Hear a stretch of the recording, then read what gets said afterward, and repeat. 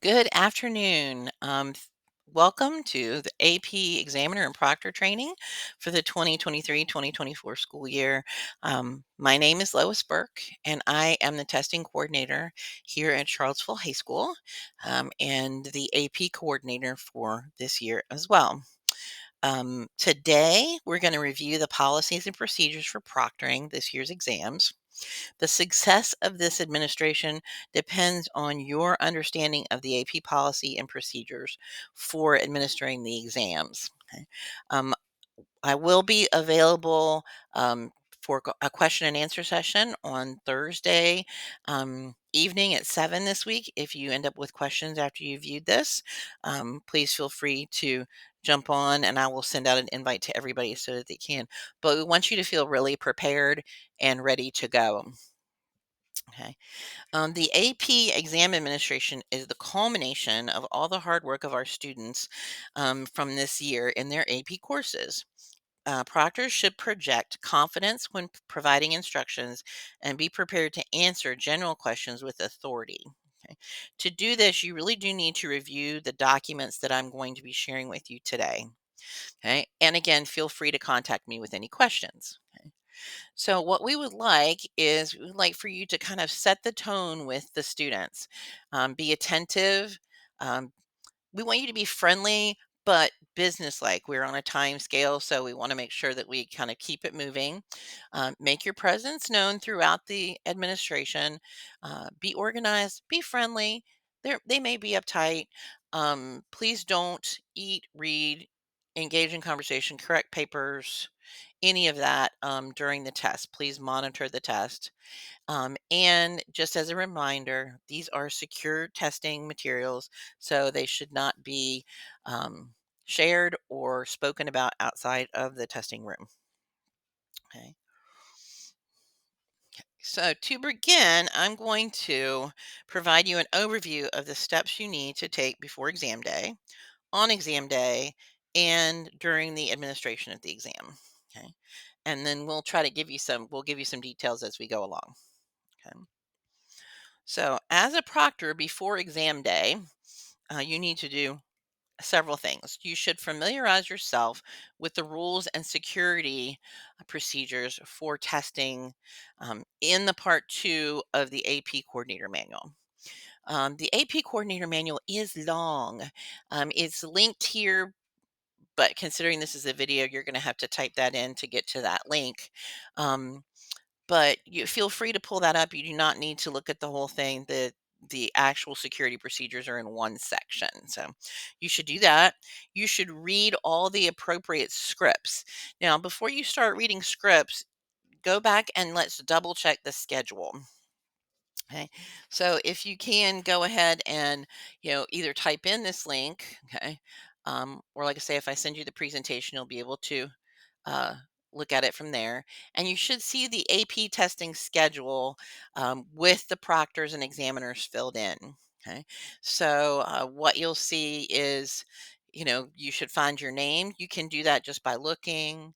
You can do Control F and search for your name, but make sure that you are doing the sessions that you intended to sign up for and that you don't have any conflicts. Nothing has come up since then. So please make sure that you, like I say, double check those lists. Okay. I'm also going to be recruiting people to do some late testing. So there's late testing down here. That's a tab. If you are interested in doing some late testing, just let me know. I'm also going to be putting together a substitute proctor list in case a proctor cancels at the last minute. So please let me know if you would be willing to be called in late in the evening or early in the morning to proctor an exam. Okay. On this schedule, I've kind of noted the approximate times. And the reporting times that you need to come in. If you're proctoring a morning exam, you really need to be here by 7:30 to 7:45. The kids are being asked to be here by 7:45. Okay. Um, it is essential that we kind of adhere to these strict time frames to meet the start times that are required by the AP program. Official start times ensure that all exam testers are sequestered simultaneously, which it reduces the risk of disclosing items to students who haven't yet entered the exam room. Okay. AP policy states that the morning exams have to start between 8 and 9, and the afternoon exams have to start between 12 and 1. Okay. So you can seat students and start working on the generic individual information before 8, but they cannot start their test until after 8. And they need to start their test before 9. So make sure that you come prepared to be able to get things set up before that magic 8 o'clock hour for sure. All right. So again, make sure you check that. My phone number and email are right here. So if you're interested in the substitute proctoring or any of that, you can let me know. Okay. So once you remember what exams you're proctoring for, and also keep in mind that if you have taught a course um, in that area, or you've taught that course, you cannot proctor it. So, for example, if I had an Algebra 1 teacher, they could not proctor the pre-calculus exam. And you also cannot proctor an exam if you have a close family member taking the exam. Okay. So just keep that in mind. So go look at those, figure out which ones you are going to be working with, and then you can come over and click on the testing scripts. Okay. And take a look at those. And that will take you to this Google folder that is AP directions. And there's lots of information in this folder too. There's the general instructions, which everyone will read at the beginning of their testing session. There are the administration incidents or irregularities. That's the list of those that you should review as well. Um, then there are the individual scripts for the exams. So, for example, in biology, if you're just doing the regular biology group, you would read that script. If you have a biology and it's an extended time, a time and a half, then you're going to read from that script. So please go in and look at the scripts and determine which ones you need to read for your particular situation. You will have a printed copy of all of this in your notebook that I give you when you come in to test. Okay, so we've done the scripts, we've done the schedule, we've talked about the rules. I talked a little bit about the irregularities, okay, or the incidents. Dress code. So climate control is basically non-existent at Charlottesville High School. So some rooms are warm, some rooms are cold. We don't have a lot of control over it. Um, Please dress as comfortable as you can. Wear some layers. So if it's cold, you can add a sweater. If it's hot, you can take a sweater off. And please wear some soft-soled shoes so that you're quiet when you're walking around. So those things need to be done before the exam day. Okay. Um, Once we get to the exam, okay, on the exam day, please make sure that you arrive on time or early is even better. I will try to be at Charlottesville High School by 7:15 each day. Make sure that you give yourself enough time to count the exams, gather your materials, set up the exam room. We also need you to make sure you review the title of the exam. Some of the AP exams are very close in name. So, like, we have English literature and we have English language. And so, you want to make sure that you have gotten the correct ones. So, just double check that. Okay. Um, you are going to need to make sure you stay on that timeline and keep it going. And then also be careful and watch the break time because sometimes that can get out of control too. Okay. Once you arrive, okay, confirm you have the correct number of all those things. Okay. Um, you're going to take the line. Most of the time, I have a cart or a bin for you to carry stuff in. And you're going to take that to your testing room. Okay. At no time should a student be helping with you carrying any of that. If it's a lot, you'll have a cart. Okay.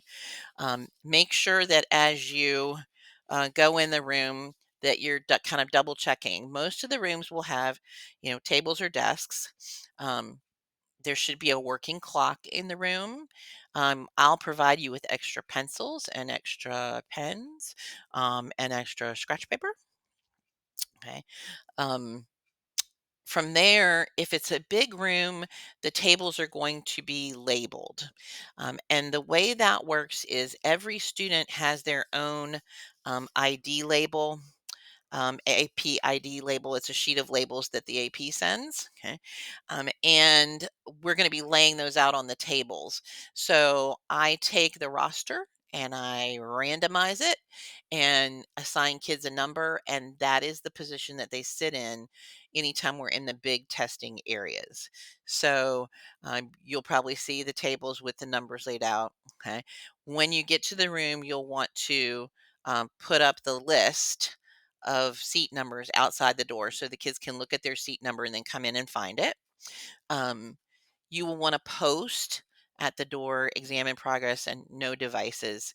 That will probably already be posted other than that very first day, and hopefully it'll stay there and nobody will remove it.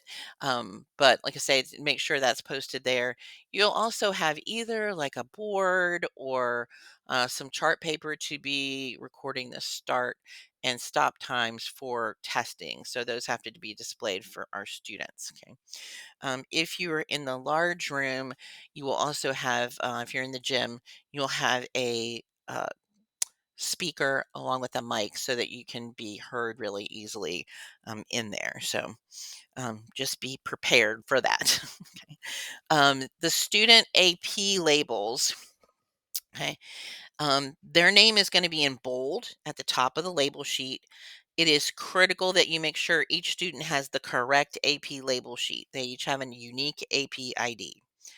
The student's ID label sheet includes their exam schedule, okay, um, as of the time that those were printed. So if a student added an exam, it might not be there.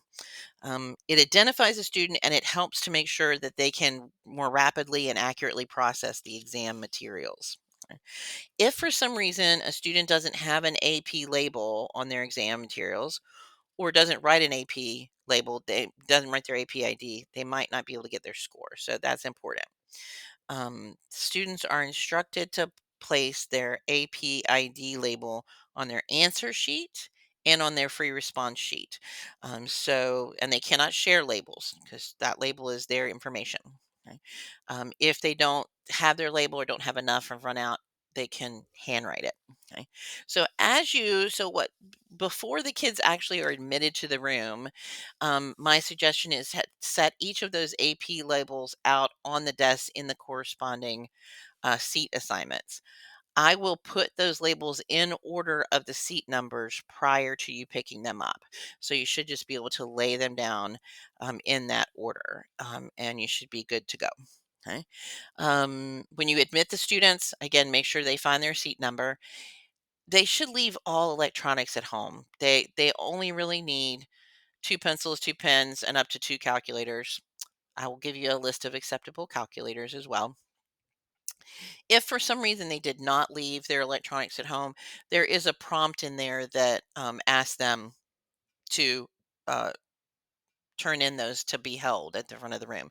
I will have some plastic bags and some markers so that kids can, if they happen to bring them, they can turn them off and put them in a plastic bag and label it. And then you can leave that up on the front tables so that they're seen, but nobody gets the wrong calculator. So, or device, sorry, I should say, the wrong phone. Okay.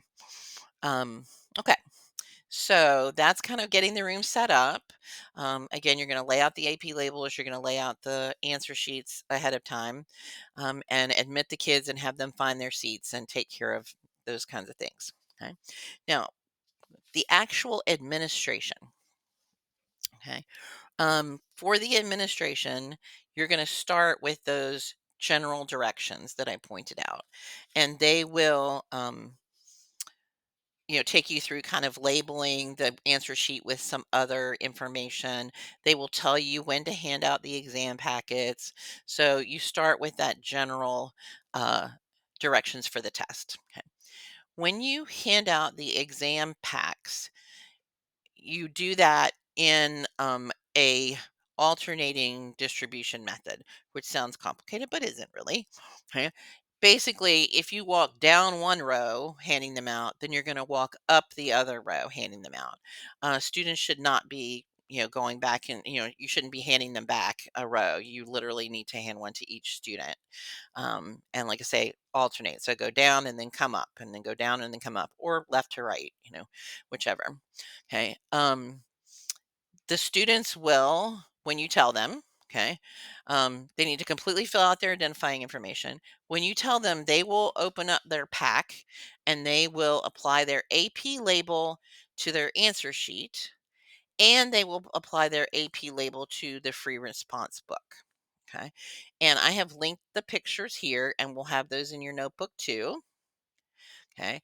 And it kind of looks like this. So if you're looking at this, it has a little arrow that says, here's the AP label. That's where that goes. These along the side here are what they use to seal up the book when they're done. That seems to be the most complicated task, honestly. So they will do that, and they'll need to fill out this front information. On the actual AP book itself, for example, this one, they will put, there's going to be an exam label here. That's the title of the exam and probably a number. They're going to peel that off and put that on their answer sheet. Okay. And then they're going to take an AP ID label and put that down here on their book so that it'll be in both places. Okay.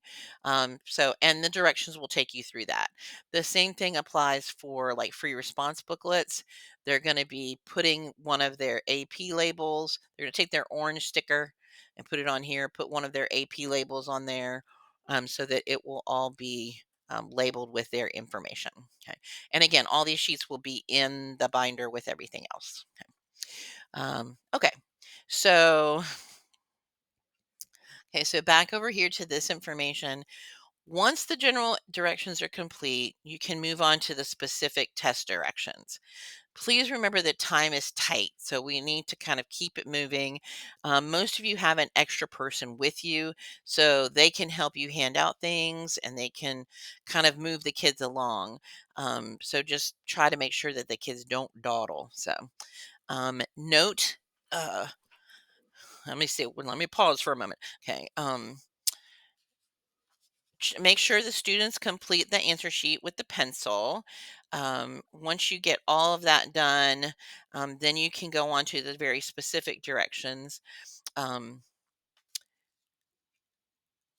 Make sure you, at that point, you note the time. Okay. It should be between 8 and 9. Okay. Or between 12 and 1 if you're doing an afternoon exam. Okay. Note and post the start time on the board, or the chart paper, and the stop time for each section. Okay. In general, students should not be admitted to the test after the start of the exam. If a student does arrive late, and the rest of the students have not finished, they haven't cracked the packet open, haven't finished their general information, then you could have a student come in. But it is totally up to us as to whether we admit late students. So I'm happy to tackle that. So if you have somebody show up late, have them come and see me. If other kids in the room haven't started testing yet, then they can join. If you'd rather they not, that's fine too. Um, Once the exam starts, okay, please make sure you're walking up and down the aisles and making sure they're on the right section and using a pencil. Okay. Within the first half hour of the exam, make sure the number of students taking the exam plus the number of undistributed exam packets equals the total number of exam packets you received. Okay. If the numbers don't match, let the students finish the section they're working on.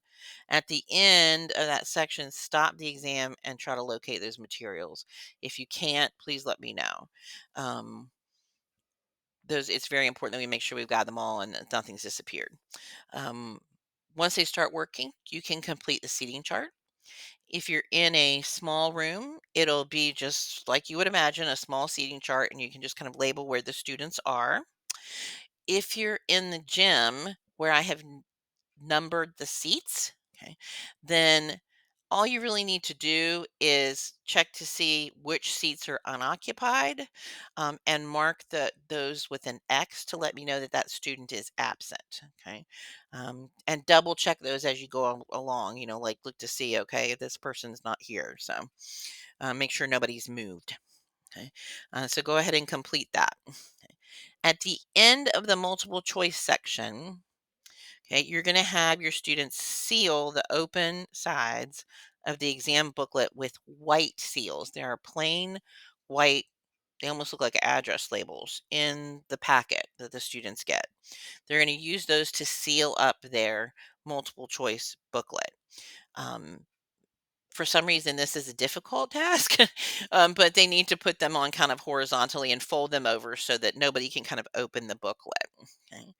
Um, Collect that exam booklet and the answer sheets in the same order that you distributed them, so that alternating order. Check that each answer sheet has an APID label and an AP exam label. Okay. For some of the history tests, there'll be a second short answer response booklet. You will collect that as well at that time and make sure that their information is on that too. Okay. After you've got all that, go ahead and recount and make sure it's good before you let them go on break. Okay. There is a 10-minute monitored break between the multiple choice and the free response sections. Okay. During the break, the exam room must remain supervised. All exam materials, including the APID label, must remain in the room so they can keep their APID label on the table. Students are not permitted to make phone calls, reference textbooks, consult with teachers. They are not permitted to send text messages, use social media, um, or access any kind of electronic devices. Uh, they can have a drink or a snack. So if they brought one and it's been sitting in their backpack, they can get it and have that. They cannot leave that general area, excuse me, because school is in session, so we have other students around, so they're going to need to stay near their space and not um, mix with other kids that are in regular classes. Okay. If you have an additional proctor, then you can certainly have them check the bathrooms, and then make sure that the kids return to their assigned seat after break. And I would kind of give them the 5-minute warning on that and make sure they get back, because again, time is tight. Okay. Um, Once they get back, you're going to start the free response part of the exam. Okay, the students should have two booklets, an orange booklet and a free response booklet, and they need to put their APID labels on those test booklets during the directions. Okay, students have plenty of space to write their responses. And shouldn't need extra paper, but if they do, that's fine. I'll give you some extra paper. Please make a note of it so that I can let the College Board know so they will process that exam a little differently. Okay. And again, record the start and stop times on the board. At the end of exams, okay, please collect all the exam material in the same order that you handed it out. So again, that alternating row, count them all, make sure you've got everything, all the correct numbers before you dismiss the students. Okay.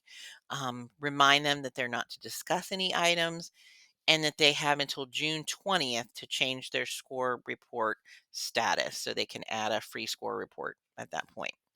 Um, and again, so at that point, once you've counted, you made sure that everything's there, please bring this back down to the testing office, and I will check them back in and you'll be done for the day. Okay. I thank you all so much for being willing to take on this task. It's a lot. I have had 84 different little spaces I had to fill, and you all were great about filling them in. So I really appreciate you. Again, on Thursday night at 7, I'll send out an invite in case you have questions um, that you need answered. If you have anything else you need to talk to me about, that'll be a great time. We'll do a Zoom call. And otherwise, have a great evening, great rest of your week, and I will see you starting on Monday. Thank you so much.